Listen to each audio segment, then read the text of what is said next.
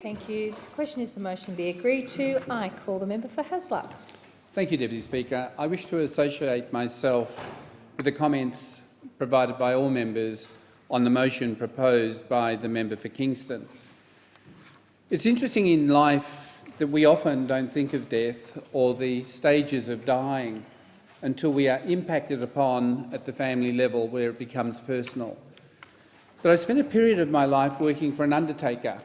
And that undertaker, I lived on the premises, which meant that I was in constant contact with people who'd lost family members. And often they'd seek your advice or counsel because they had gone through a stage of watching somebody in their family pass away through a death that was unkind or painful. And in sharing their thoughts and in some cases their guilt, and in some instances the joy at having lost a family member who had suffered pain.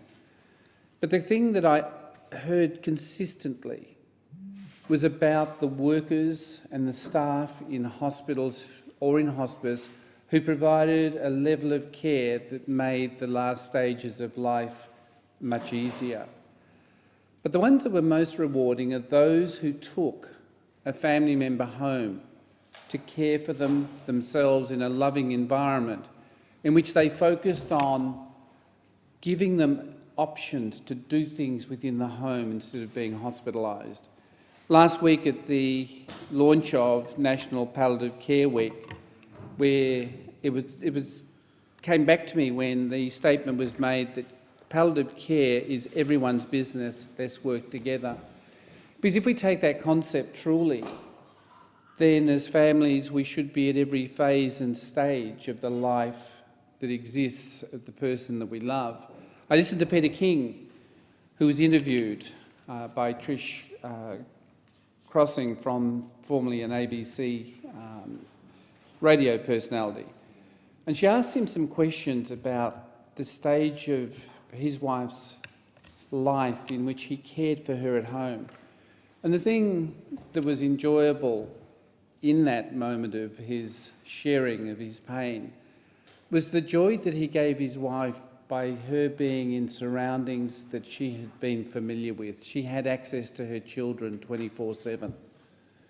She was in her home environment with support that was external, and the quality of the time they had together was an extremely powerful message that resonated with me, because in communities that I've been associated with over the years, I have seen where families come together in times of toughness, but also in times of love. And palliative care plays an important and critical role in the lives of all of those who lose somebody early. My breadth of knowledge became even greater having had the funeral parlour experience for 4.5 years, to one where I worked in health, where we looked at models of care for people needing palliative care. In all of those discussions, what you did was you centred on the person and looked at how you brought services together around a person. But the problem in medical arenas and in the health field is sometimes people become an object for treatment. But in recent times that is changing because of the very nature and the caring attitude of medical and allied health staff who provide multidisciplinary teams. I hope that Australians in the future will start to think about their death, will think about what it is that they want in their final stages of life, because it gives an indication to those around what it is that you hope and desire to have happen. I know that I certainly, when I come towards that phase of my life, have already worked through in my mind what I want.